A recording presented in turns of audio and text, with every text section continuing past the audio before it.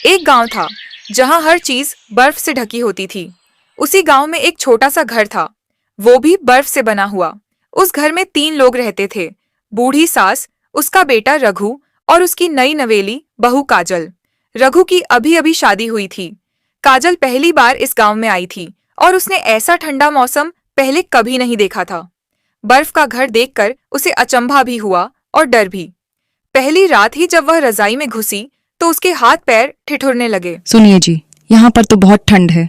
आप लोग इतनी ठंड में कैसे रहते हो? मेरे तो हाथ पैर भी पूरे सुन्न हो गए हैं। तुम इस घर में अभी नई हो, शायद इसलिए तुम्हें ऐसा लग रहा है। और सुनो, माँ से हमेशा नरम लहजे में ही बात करना। उन्हें नए लोग ज्यादा पसंद नहीं हैं। सास ने दूर से देखा और बिना कुछ कहे मुंह फेर लिया। है ना सासू माँ, क्या आपको ठंड नहीं लगती? नहीं, मुझे ठंड नहीं लगती। तुम जैसी कमजोर शहर की लड़कियों को ही ठंड लगती होगी। हमें तो इन सब की आदत है। काजल चुप हो गई। अगले दिन वो रसोई में गई तो लकड़ी की जगह बर्फ के टुकड़े रखे थे। यहाँ खाना कैसे बनता है? उसने चौंक कर पूछा। सास बोली, कुछ खाना पकाना आता है या नहीं तुझे, या तेरी माँ ने तुझे ऐसे ही ब्याह कर भेज दिया? काजल समझ गई कि सासू माँ सीधी बात नहीं करेंगी। उसने रघु से कहा, यहाँ बहुत ठंड है, मैं कुछ भी ठीक से नहीं कर पा रही। रघु ने धीरे से उसका हाथ पकड़ा। तुम पहली हो जो इस बर्फ के घर को गर्म कर सकती हो। अगले दिन काजल ने गांव की औरतों से बात की। उन्हें बर्फ में मिट्टी की रोटी बनाते देखा, गोबर के उपले सुखाते हुए और बर्फ के बीच चूल्हा जलाते हुए सीखा। देखो बहन, अगर तुम इस तरह रोटी बनाओगी तो रोटी बहुत मुलायम बनेगी और तुम्हारी सास भी तुमसे बहुत खुश होगी। धीरे धीरे काजल ने घर को अपने तरीके से सहेजना शुरू किया। उसने बर्फीली दीवारों पर रंगीन चादरें टांगी, खिड़कियों पर सूती पर्दे लगाए और रसोई में एक कोना बनाया जहां वो सूखे फूल सजाती। एक रात सासू माँ ने देखा कि बहू रघु को स्वेटर उड़ा रही है। अरे बहू, तुझे ठंड नहीं लग रही? तूने अपनी भी रजाई रघु को उड़ा दी, ऐसे तो तू बीमार पड़ जाएगी। अरे नहीं माँ जी, मुझे ठंड नहीं लग रही है। वैसे भी मैं रघु जी से बहुत ज्यादा प्यार करती हूँ, उनसे बढ़कर मेरे लिए कुछ भी नहीं है। सासू माँ पहली बार चौंकी थीं। उन्होंने काजल की तरफ देखा जैसे पहली बार उसके अंदर कुछ अलग देखा हो। उसी रात गांव में बर्फीला तूफान आया। बर्फ के घर की छत से बर्फ के गोले गिरने लगे और दीवारों में दरारें पड़ने लगीं। रघु डर के मारे दरवाजा बंद कर रहा था और काजल ने जल्दी से रसोई से कपड़े और पर्दे निकालकर दरारों में भरना शुरू कर दिया। सासू माँ दरवाजे के पास बैठी थीं, कांपती हुई। अम्मा, आप अंदर आइए, वहाँ ठंड है, काजल चिल्लाई। सास ने पहली बार उसकी बात बिना बहस के मानी। काजल ने उन्हें गर्म दूध दिया और उनके पैरों पर तेल मलने लगी। सासू माँ की आंखों में आंसू थे, पर वो चुप रहीं। अगले दिन बर्फ की परतें इतनी गाढ़ी हो गई थीं कि घर से बाहर निकलना नामुमकिन था।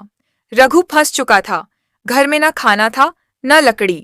काजल ने पुरानी रजाइयों को काटकर रसोई का चूल्हा जलाया। हाय हाय, तूने मेरी इतनी महंगी साड़ी जला दी। तेरे बस की कुछ काम है कि नहीं बहू? अम्मा, अगर आग नहीं जलती तो हम तीनों ही जम जाते। सास चुप रहीं। उस रात पहली बार उन्होंने बहू को अपने पास सुलाया और कहा, तेरे हाथ बहुत गर्म हैं, शायद तू ही इस घर को बचा सकती है। गांव में बात फैलने लगी। औरतें घर आकर कहने लगीं, हमने तो सोचा था ये शहर वाली लड़की कुछ नहीं करेगी, पर इसने तो कमाल कर दिया। होगी भी क्यों नहीं, मैं उसका इतना ख्याल जो रखती हूँ। काजल अब गांव की लड़कियों को सिखाने लगी कि बर्फ के घर को कैसे सजाएं, कैसे ठंड में खाना पकाएं, कैसे रिश्तों की गर्मी बनाए रखें। सास अब हर किसी से गर्व से कहती, ये मेरी बहू है, मेरी बेटी जैसी। एक दिन रघु बीमार पड़ गया, तेज बुखार, शरीर बर्फ की तरह ठंडा। काजल ने 3 दिन 3 रातें जागकर उसका ख्याल रखा, सूप बनाया, तेल से बदन मलती रही। सास धीरे धीरे सब देखती रही। फिर मैंने जब इसे जन्म दिया था तब भी ऐसा ही ख्याल रखा था, और आज तू कर रही है। तू मेरी बहू नहीं, मेरी परछाई है। काजल की आंखों में आंसू थे। उसने सिर झुका लिया। सास चुपचाप उसकी तरफ देखती रहीं। उनके मन में जैसे कोई तूफान चल रहा था। उन्होंने पहली बार अपने गले से ऊन का दुपट्टा निकाला, वही जो उनके पति की आखिरी निशानी थी, और काजल के कंधों पर डाल दिया। बहू, आज मैं तुझे अपना मान रही हूँ, उस बेटी की तरह जो मुझे कभी नसीब नहीं हुई। काजल ने घर के बाहर बर्फ से बनी माँ बेटी चौपाल बनाई। जहां गांव की हर बहू सास को लेकर आती और वे साथ बैठकर बातें करती। बहू, मुझे माफ कर दो। मैंने तुम्हारे साथ ऐसा किया। जिस दिन तुम मेरे घर आई, उसी दिन से मैं तुम्हारे साथ बुरा बर्ताव कर रही हूँ। लेकिन अब मैं भी काजल के सास की तरह एक अच्छी सास बनकर दिखाऊंगी। अरे नहीं माँ जी, आप तो पहले से ही मेरे लिए सबसे अच्छी सास हैं। सास नहीं बल्कि आप तो मेरी माँ जैसी ही हो। लोग अब कहने लगे थे, रघु का घर अब बर्फ का नहीं, मिसाल का घर बन गया है। रघु को शहर से एक नौकरी का ऑफर आया। बहुत बड़ी कंपनी, बहुत मोटी तनख्वाह। बस एक शर्त थी, परिवार को छोड़कर अकेले आना होगा। रघु उलझन में था। काजल ने चिट्ठी पढ़कर मुस्कुराते हुए कहा, गांव छोड़कर शहर जाना है। जाओ रघु जाओ, लेकिन याद रखना, वहां तुम्हें पैसा शोहरत सब मिलेगा, लेकिन अम्मा जी और मैं नहीं मिलेंगे। कहीं ऐसा ना हो कि एक फैसले के चक्कर में तुम्हें बाद में पछताना पड़े। रघु सास के पास गया। अम्मा, क्या करूं? मैं बहुत परेशान हो गया हूं। ऐसा लग रहा है जैसे टेंशन में मेरा सिर फट जाएगा। इतना अच्छा ऑफर है, उसे चुनूं या ठुकरा दूं? सास ने एक लंबी सांस ली। अगर तू इस घर को छोड़ गया तो वो दीवारें फिर से ठंडी हो जाएंगी और तू भी, बेटा, पैसा फिर आ जाएगा। लेकिन यह जो बहू मिली है, ये दूसरी बार नहीं मिलेगी। रघु ने चिट्ठी फाड़ दी। वो दिन था और आज का दिन। काजल, रघु और सास तीनों ने मिलकर उस बर्फ के घर को ऐसा बना दिया जो हर दिल को छू जाए। एक सुबह काजल उठी तो सासू माँ बेहोश पड़ी थीं। उनका शरीर बर्फ से भी ठंडा था। रघु तुरंत डॉक्टर को बुलाने भागा, लेकिन पहाड़ों में रास्ते बंद थे। काजल कांपती उंगलियों से सास का हाथ पकड़कर बैठ गई। अम्मा जी, एक बार आंखें खोलो ना, मेरी बात सुनो। अम्मा जी, मैं आपकी आवाज सुनने के लिए तरस रही हूँ। घर की हर चीज में आपकी कमी महसूस होती है। एक बार बस मुझे देख लो, कुछ कह दो। आपकी चुप्पी मुझे अंदर तक तोड़ रही है। सास की आंखें धीमे धीमे खुलीं। आवाज में कमजोरी थी। बहू, शायद मेरी बर्फ अब पिघल चुकी है। अब मैं जाना चाहती हूँ। तेरे प्यार में सब कुछ पा लिया। नहीं अम्मा, काजल चीख पड़ी, आप कहीं नहीं जाएंगी। इस घर की दीवारें फिर ठंडी हो जाएंगी। काजल ने सारा घर लकड़ी से भर दिया। आग जलाई, गर्म पानी किया, अम्मा को हल्दी वाला दूध पिलाया और उनके पास बैठकर लोरी गाने लगी। सो जा माँ, ठंडी हवा रुके, तेरे लिए मैं सारी रात जगे। रघु चुपचाप खड़ा था। उसकी आंखों में आंसू थे। काजल धीरे धीरे रोती रही, गाती रही, जैसे उस बर्फ के घर को अपनी आवाज से गर्म कर रही हो। अगली सुबह जब धूप की पहली किरण बर्फ के घर की खिड़की पर पड़ी तो सासू माँ की सांसें गहरी हुईं। उन्होंने आंखें खोलीं, मुस्कुराईं और कहा, तू बहू नहीं, मेरी बेटी है। तूने पूरी रात जागकर मेरी इतनी सेवा की। मैं बता नहीं सकती। वक्त पर हर चीज ला कर दी। तेरी ममता, तेरी सेवा और तेरा समर्पण देखकर मेरा दिल भर आया है। काजल उनके सीने से लग गई और रघु वहीं जमीन पर बैठकर रो पड़ा।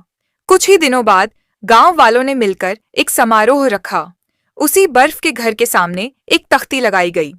यहाँ रिश्तों की आग जलती है, यह है काजल का घर। गांव की बुजुर्ग महिलाएं बोलीं, हमने तो बहुएं देखी थीं, पर बेटी बनकर घर को बचाने वाली पहली बार देखी है। कई साल बीत गए। अब काजल और रघु के भी 2 बच्चे थे।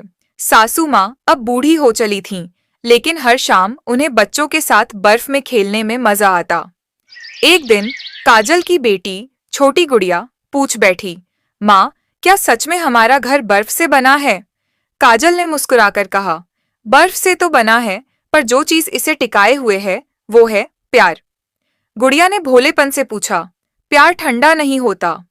काजल ने बेटी को सीने से लगाते हुए कहा, नहीं बेटा, प्यार सबसे गर्म चीज होती है जो बर्फ में भी आग लगा देती है। बेटा, तुम्हारी माँ बहुत अच्छी है। उसने हमेशा मेरी सेवा की। बड़ी होकर बिल्कुल अपनी माँ जैसी ही बनना। जब मैं बीमार थी तो उसने मेरा पूरा ख्याल रखा, और अब जब रघु बीमार है तो बिना कुछ सोचे समझे उसका भी उतना ही ध्यान रख रही है। और इसी तरह एक बर्फ का घर सिर्फ एक मकान नहीं रहा, वो बन गया रिश्तों, संघर्ष और सच्चे प्रेम की मिसाल। लंबे बालों वाली कुंवारी ननद प्रेग्नेंट है। एक बार की बात है, गांव के एक सुंदर से घर में राधा नाम की एक लड़की रहती थी। राधा की एक खासियत थी, उसके बहुत बहुत लंबे बाल, इतने लंबे कि जब वो चलती तो बाल जमीन पर घिसटते रहते। सब उसे बालों वाली परी बुलाते थे। राधा अपने भैया और भाभी के साथ रहती थी। उसका कोई शादी का मन नहीं था।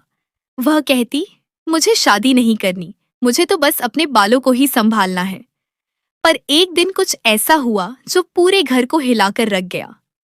अचानक बदलाव। एक सुबह राधा शीशे के सामने खड़ी थी। उसने एक ढीली सी लाल फ्रॉक पहन रखी थी।